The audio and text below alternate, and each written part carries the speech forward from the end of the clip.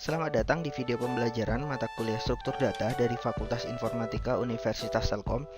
Pada video kali ini saya akan mencontohkan implementasi multilink list bentuk kedua untuk merepresentasikan relasi 1 ke N sekaligus relasi M ke N. Meskipun sama-sama membentuk relasi 1 ke N seperti bentuk pertama, namun bentuk kedua ini lebih cocok digunakan untuk menyimpan relasi yang data childnya tidak perlu atau tidak butuh didaftarkan dalam satu list untuk membentuk ID yang unik.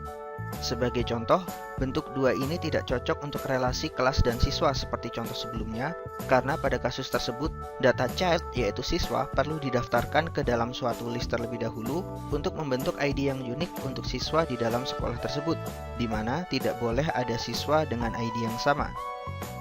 Salah satu contoh kasus yang cocok untuk bentuk kedua ini adalah data relasi siswa dengan hewan peliharaannya, di mana siswa adalah parent dan hewan peliharaannya adalah child. Satu siswa bisa memiliki satu atau lebih hewan peliharaan, dan setiap siswa hampir pasti memiliki hewan peliharaan yang berbeda-beda, sehingga data peliharaan atau data child tidak perlu didaftarkan dalam satu list terlebih dahulu. Untuk kasus sekarang, kita akan gunakan contoh relasi kamar asrama dan siswa penghuninya. Asrama sebagai data parent dan siswa sebagai child. Satu kamar asrama bisa berisi lebih dari satu siswa, dan satu siswa hanya bisa menghuni satu kamar asrama. Sekarang mari kita lihat contoh implementasinya. Sama seperti pada contoh sebelumnya, pada implementasi kali ini kita akan gunakan single link list baik untuk list parent dan list child. Fungsi dan prosedur yang disediakan hanya terbatas create list, alokasi, insert first, delete first, print info, dan find element. Sama seperti sebelumnya, untuk list child kita akan gunakan info type string, dan untuk parent kita gunakan info type integer. Isi implementasi list child dan parent adalah single list biasa sama seperti sebelumnya sebelum ditambahkan relasi 1 ke N. Sekarang mari kita coba apakah kedua implementasi sudah benar. Jika kedua list sudah diimplementasikan dengan benar, selanjutnya kita akan relasikan kedua list tersebut. Seperti yang terlihat pada ilustrasi, pada bentuk kedua ini kita definisikan list child ada di dalam elemen parent. Karena itu, kita akan modifikasi elemen parent. Pertama, pada parent.h kita include child.h. Lalu, pada struct elemen parent kita tambahkan list child. Kita definisikan juga cara pemanggilan. Maka di sini kita sudah mengimplementasikan relasi 1 ke N bentuk kedua. Berikutnya kita modifikasi implementasi fungsi alokasi di dalam parent.cpp sehingga setiap kali kita mengalokasikan elemen baru, kita juga menginisialisasi list child-nya. Kemudian kita juga ubah prosedur print info agar setiap kali kita menampilkan info dari parent, kita juga memanggil print info dari list child-nya. Jika sudah, sekarang mari kita coba. Pertama, kita hapus list siswa karena list siswa akan berada di dalam elemen parent-nya. Oke, sekarang kita sudah bisa menampilkan list parent beserta list child di dalam setiap elemen parent-nya. Saat ini bisa dilihat bahwa list child di semua parent kosong karena belum kita tambahkan penghuni dari kamar tersebut. Sekarang mari kita coba tambahkan penghuni Eka ke dalam kamar nomor 5. Untuk itu kita tambahkan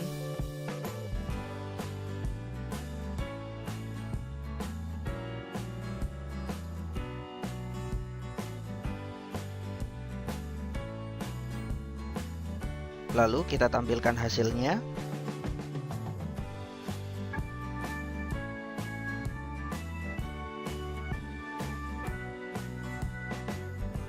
Dapat dilihat bahwa sebelumnya semua child di dalam elemen parent kosong. Sekarang di parent kamar nomor 5 terdapat penghuni Eka. Untuk mempercantik tampilan, mari kita tambahkan pesan jika kamar kosong.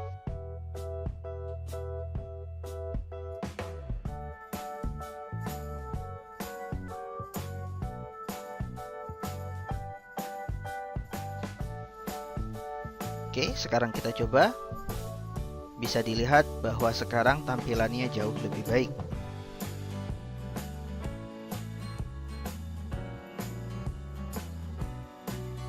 Sekarang mari kita coba tambahkan beberapa data lagi.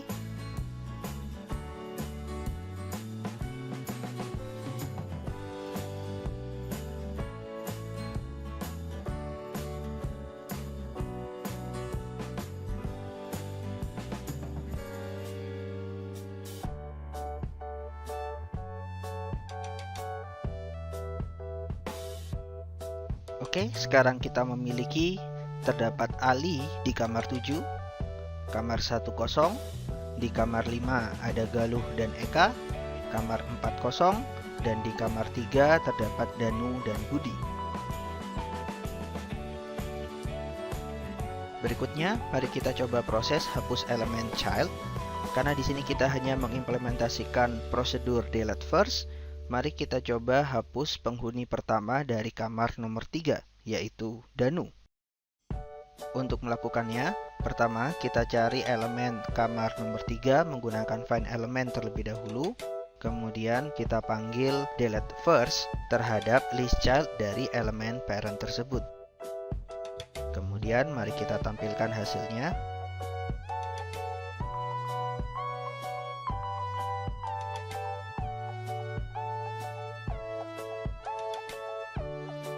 Dapat dilihat bahwa sekarang Danu sudah dikeluarkan dari kamar 3 dan di kamar 3 hanya tersisa siswa Budi.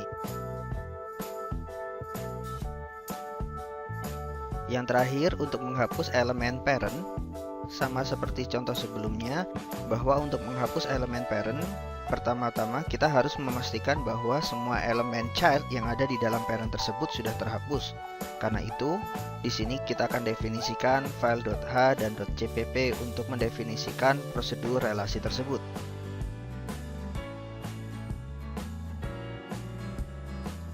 Pada file relasi.h kita definisikan nama prosedur delete parent,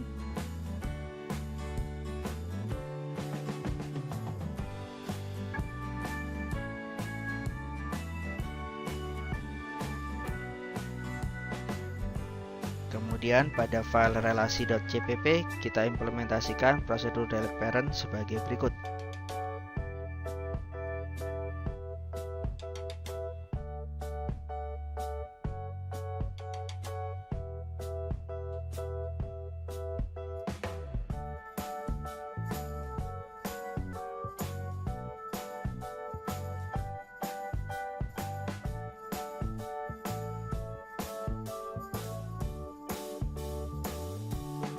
Sekarang mari kita coba hapus kamar pertama.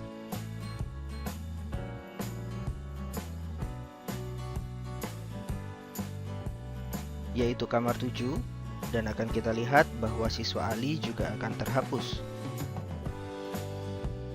Untuk menghapus first element, kita panggil prosedurnya, lalu kita tampilkan hasilnya.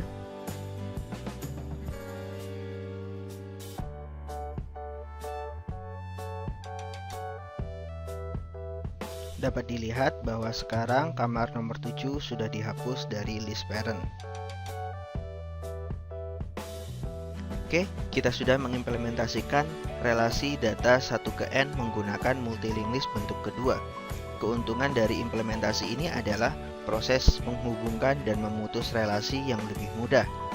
Kekurangannya adalah model ini tidak bisa menjamin hubungan relasi 1 ke N atau M ke N. Karena itu, sekarang mari kita lihat bagaimana jika kita membangun relasi M ke N menggunakan model yang sama. Misalnya, contoh kasus yang kita ambil adalah relasi antara mata kuliah dengan mahasiswa. Satu mata kuliah bisa diambil oleh banyak mahasiswa, satu mahasiswa bisa mengambil banyak mata kuliah. Untuk itu, kita ubah nama list parent kamar menjadi mata kuliah. Implementasi untuk relasi 1 ke N dan relasi M ke N pada multi-linked list bentuk kedua ini benar-benar sama, tidak ada yang perlu kita ubah. Saat ini bisa kita ilustrasikan bahwa terdapat 5 mata kuliah dengan kode mata kuliah 3, 4, 5, 1, dan 7. Kemudian di sini kita lihat Eka mengambil mata kuliah dengan kode 5, Ali mengambil mata kuliah 7, Budi dan Danu mengambil mata kuliah 3, dan Galuh mengambil mata kuliah 5. Sekarang mari kita coba tambahkan jika Galuh juga mengambil mata kuliah 3 dan 1. Sekarang mari kita lihat hasilnya. Dapat dilihat bahwa sekarang di mata kuliah 1, 5, dan 3 terdapat Galuh. Di sini kita sudah bisa mengimplementasikan relasi M ke N menggunakan multilingue list bentuk kedua. Permasalahan yang muncul jika kita mengimplementasikan relasi M ke N menggunakan bentuk kedua ini, misalkan jika kita ingin melakukan modifikasi informasi pada suatu elemen child.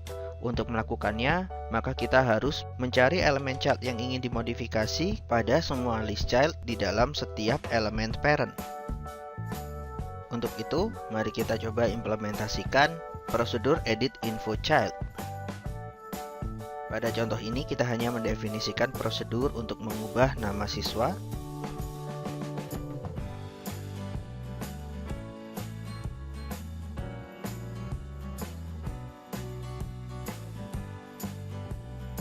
kemudian untuk implementasi, seperti yang sudah dijelaskan sebelumnya, bahwa kita harus mencari elemen yang ingin dimodifikasi di dalam semua list child yang ada di setiap parent.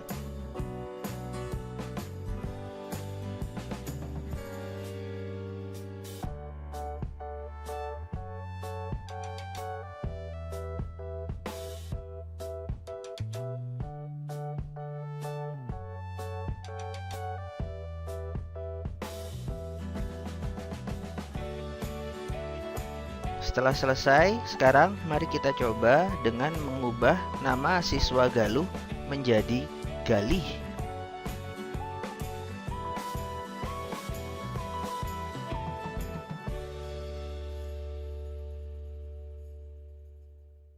Sekarang mari kita lihat hasilnya. Bisa dilihat bahwa sekarang nama Galuh dari list sebelumnya sudah berubah menjadi Galih. Bisa dipahami bahwa proses ini menjadi salah satu kelemahan dari bentuk kedua. Proses yang sama juga harus kita lakukan untuk proses menghapus child. Untuk menghapus suatu elemen child, kita harus mencari dan menghapus elemen dengan ID child tersebut ke semua list child yang ada di setiap elemen parent yang ada. Karena itulah, bentuk multilingue list ini tidak cocok digunakan untuk kasus yang membutuhkan kita untuk mendaftar dan mengoperasikan elemen child-nya. Contoh relasi M ke N yang cocok untuk bentuk multilingue list ini, misalnya untuk merepresentasikan graf berarah sederhana yang akan kalian pelajari berikutnya. Bentuk multilingue list yang lebih tepat untuk merepresentasikan relasi M ke N adalah bentuk ketiga yang akan kita lihat implementasinya pada video berikutnya. Sampai di sini dulu video pembelajaran ini, semoga membantu. Sampai jumpa di video berikutnya. Terima kasih.